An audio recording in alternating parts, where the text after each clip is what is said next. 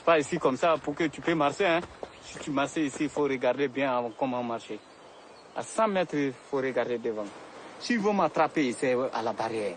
Il m'attrape. Mais il ne m'attrape pas comme ça en brouche ici, jamais. Je connais le coin à aller me cacher. Si le militaire vient derrière nous, on va rentrer dans ça en vitesse. Ça va nous piquer partout. Et ils vont venir. Mais même s'il sait que tu es dedans, il ne peut pas rentrer. Parce que c'est les peaux blancs, ils vont rentrer. Ça te pique, peau blanc. Ça va te faire mal beaucoup plus que nous. Pourquoi les militaires ils courent après vous? Bon, ils venaient derrière nous pour nous attraper, de faire quitter. Ils vont dire on n'a qu'à quitter ici, on n'a qu'à partir de notre pays. Alors qu'on est là, on n'est pas venu pour brigander, on n'est pas venu pour voler, on n'est pas venu pour faire du mal. Mais on est là pour chercher à notre avenir, l'avenir de nos enfants. Pour chercher l'argent pour aller donner nos parents au pays.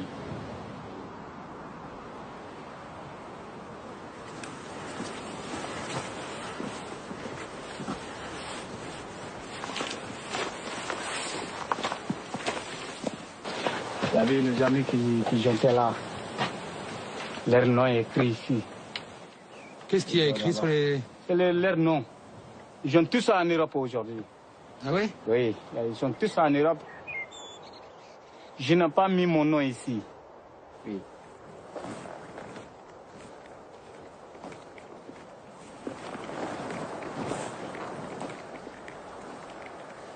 Oh, mais Lélia, réponds-moi maintenant. Hein.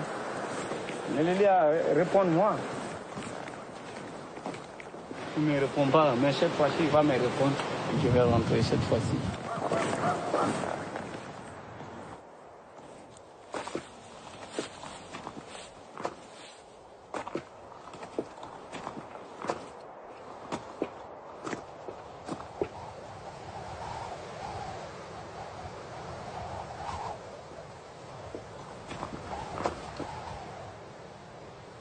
Qu'est-ce que tu ressens quand tu vois l'Europe qui est juste là?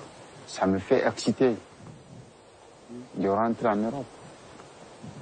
Depuis notre enfance, je disais Europe, Europe. Et moi, j'ai la chance aujourd'hui de voir l'Europe. Voilà l'Europe. Mais c'est pas facile à rentrer. C'est pas facile. C'est pas facile. Ça, chacun a sa chance dans la vie. Hein. Chacun a sa chance dans la vie. Comme Lasso et Camara, des milliers d'immigrés tentent chaque année de rejoindre Melilla, enclave espagnole en terre marocaine. Mais la porte d'entrée vers l'Europe est bien gardée. Pour protéger sa frontière, l'Union européenne a financé un rideau de fer de 33 millions d'euros. Haute de 7 mètres, cette barrière s'étend sur 12 kilomètres. Elle est truffée de pièges. Triple système de clôture, barbelés hérissés de lames de rasoir, détecteurs de mouvement et de bruit, caméras à vision nocturne, miradors et patrouilles incessantes de la Guardia Civile espagnole. Côté marocain, les militaires sont présents en nombre. Et pour rendre la frontière encore plus infranchissable, ils viennent de commencer la construction de leur propre grillage.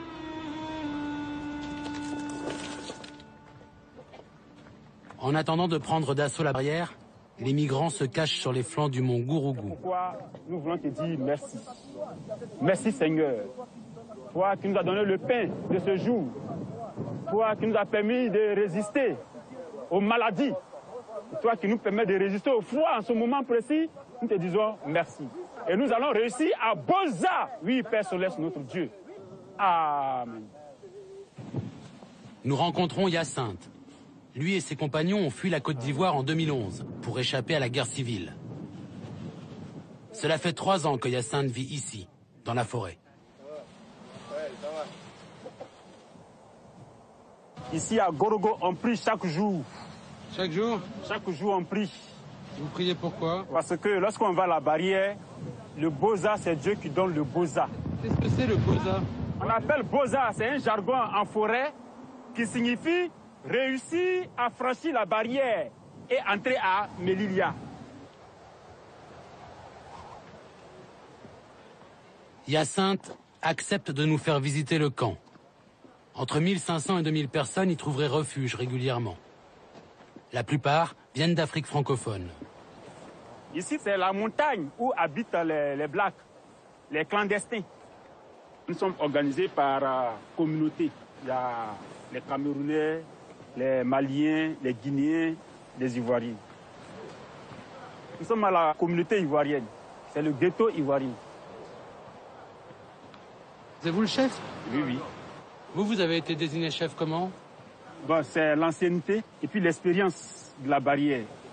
C'est quoi votre expérience à vous? Plus de 7 fois à la barrière. Voilà. J'ai expérimenté les blessures. Pouvez-vous nous expliquer comment c'est organisé? Bon, nous avons un chef, nous avons un premier ministre, nous avons un général. Nous avons aussi le trésorier et le conseiller. C'est organisé comme un État? Oui, ici, c'est organisé comme un État. Voilà, c'est un État en miniature. Comment ça se passe ton intégration dans la communauté? Il faut payer quelque chose? Lorsque quelqu'un arrive, on lui dit là où il doit dormir. Donc par rapport au logement, il faut de l'argent pour payer les bâches. Voilà, donc cet argent qu'il va donner va servir à payer les bâches et constituer une maisonnette comme vous voyez. Les militaires marocains, quand ils viennent ici le matin très tôt à 5 heures, ils percent avec les couteaux, ils cassent toutes les maisonnettes et ils volent tout ce qu'ils trouvent dans les maisonnettes. Tout ce qu'on a abandonné, tout ce qui est précieux, tout ce qui est bien précieux, ils prennent tout et puis s'en vont. Les rafles de l'armée marocaine sont fréquentes pour faire fuir les clandestins et pour les décourager de franchir la barrière. Mais les migrants préfèrent reconstruire leur maison de fortune plutôt que de s'éloigner de la frontière. Lasso et Camara vont s'installer dans le ghetto des Guinéens. Ils payent un droit d'entrée d'une dizaine d'euros au chef de leur communauté. Pour se ravitailler, les migrants vont discrètement dans une épicerie en contrebas de la montagne. Au coin du feu, c'est à leurs cicatrices qu'on reconnaît les plus anciens, ceux qui ont déjà tenté la boza et échoué. Qui c'est qui a eu des blessures là? Bon, pour moi là, c'est le balai qui m'a attrapé. Oh, bon, voilà pour moi. Ça, c'est le balai qui m'a découpé comme ça là, aux barrières. Voilà ici encore, même mon ventre ici, tu vois. C'est le balai qui a fait ça. Voilà. Ça, c'est le balai. On dirait que comme on m'a opéré, c'est le balai qui a fait ça. On n'est pas là pour blessure, on est là pour chercher nos vies. Et toi, l'aventure, tu vas aller jusqu'au bout ou t'as peur? Moi, je n'ai pas peur. Moi, je n'ai pas peur de l'aventure. Moi, je suis motivé. Mais la barrière est très, très dangereuse. Très, très dangereuse. Moi, même ma famille ne sait pas que je suis là. Si ma famille sait que je suis là, ils vont m'appeler, ils vont dire de ne pas passer. Je suis venu seulement pour tenter ma chance. Mais...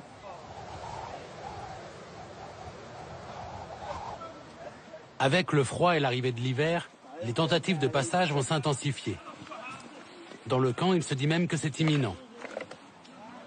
Mais la date est gardée secrète, car certains migrants pourraient alerter l'armée marocaine contre un ticket d'entrée direct pour l'Europe. On est en train de fabriquer ce qu'on monte avec les barrières. C'est le crochet. C'est pour les mains.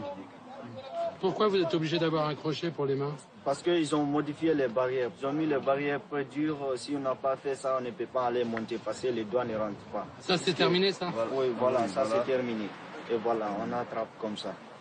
Et alors, comment vous faites après? Tu peux me montrer? Oui, on fait rentrer sur le grillage comme ça et on monte comme ça. Il y a chaussures encore avec les chaussures pour mettre... C'est des blancs avec des vis comme ça. 4-5 vis? Oui, il y a 5 vis. 5 vis. Ça, nous, on appelle ça les plastiques. Les plastiques? Oui, les plastiques. Si ils ont cherché une solution, nous aussi on cherche une solution. Si tu n'as pas ça, tu ne peux pas monter. Toi, tu vas fabriquer tes chaussures aussi? Oui, oui, je fabrique mes chaussures. T'as pas envie d'abandonner ton voyage? Non, franchement, je n'ai pas envie d'abandonner mon voyage. C'est bientôt la fin de mon voyage. Que ce soit ici, que ce soit dans notre coin, je pense à Boza. En Europe. En Europe. Depuis à mon enfance, je me pensais à ça. 2 jours plus tard, l'assaut en trace à Boza. Matraqué au visage par les militaires marocains, il ne réussira pas à atteindre le premier grillage.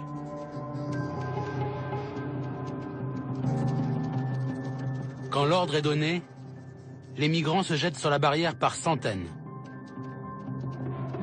Ils appellent cet assaut la frappe. Leur nombre augmente leurs chances de forcer le passage face aux Marocains qui bloquent la première clôture.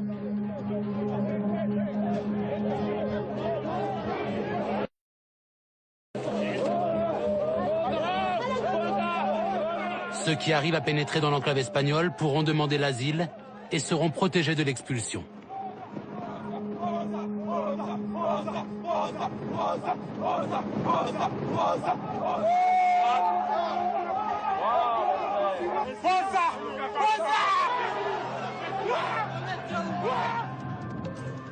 Depuis le début de cette année, plus de 2000 personnes ont réussi à traverser la frontière.